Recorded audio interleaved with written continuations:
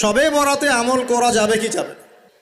ঠিক এই যে আগামীকাল আল্লাহ পাকের একটা রহমত আমাদেরকে দিয়েছেন যে লাইলাতুন নিসফু মিনাশ শাবান, শাবান মাসের মধ্য রজনী আল্লাহ পাকের রহমত।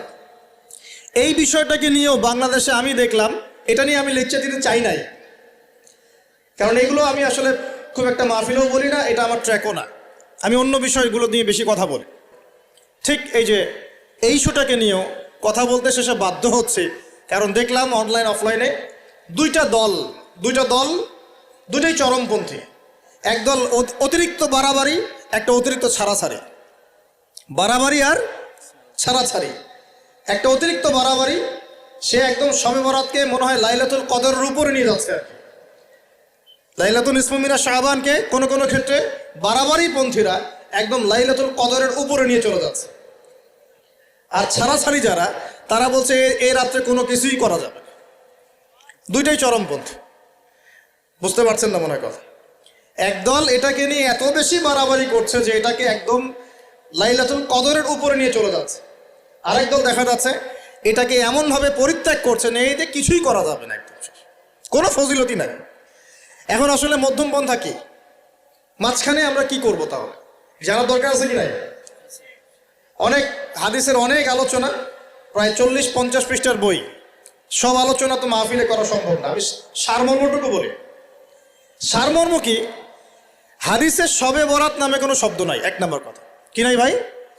শবে বরাত নামে কোনো শব্দ নেই। আছে লাইলাতুন নিসফু মিনাশ শাবান, শাবান মাসের মধ্য রজনী। শাবান মাসের মধ্য রজনী। শাবান মাস কি? উত্তর, নবী সাল্লাল্লাহু আলাইহি ওয়াসাল্লাম রমজান মাসের পর যে মাসে রোজা রাখতে বেশি গুরুত্ব দিয়েছেন তার নাম শাবান।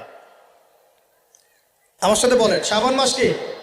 নবী সাল্লাল্লাহু আলাইহি ওয়াসাল্লাম রমজানের পরে যে মাসে রোজা রাখতে খুব বেশি গুরুত্ব দিয়েছেন তার নাম শাবান। আয়েশা রাদিয়াল্লাহু আনহা তিনি বলতেন যে শাবান মাস আসলে নবী সাল্লাল্লাহু আলাইহি ওয়াসাল্লাম এত বেশি বেশি রোজা রাখতেন যে মনে হতো তিনি রোজা ছাড়বেনই না, সারা মাস রেখে ফেলবেন। বেশি থেকে বেশি রোজা রাখতেন শাবান মাসে। প্রশ্ন হচ্ছে কেন?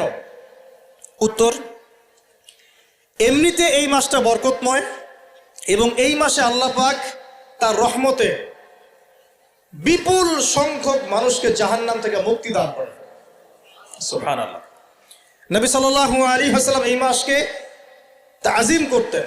এই মাসের সম্মানার্থে, এই মাসে আল্লাহর রহমত বরকতের স্বার্থে নবী করিম সাল্লাল্লাহু আলাইহি ওয়াসাল্লাম এই মাসে বেশি বেশি রোজা রেখেছেন। সুন্নত কি শিখলাম? শাবান মাসে বেশি বেশি রোজা রাখা সুন্নত। একটা কি পেলাম ভাই?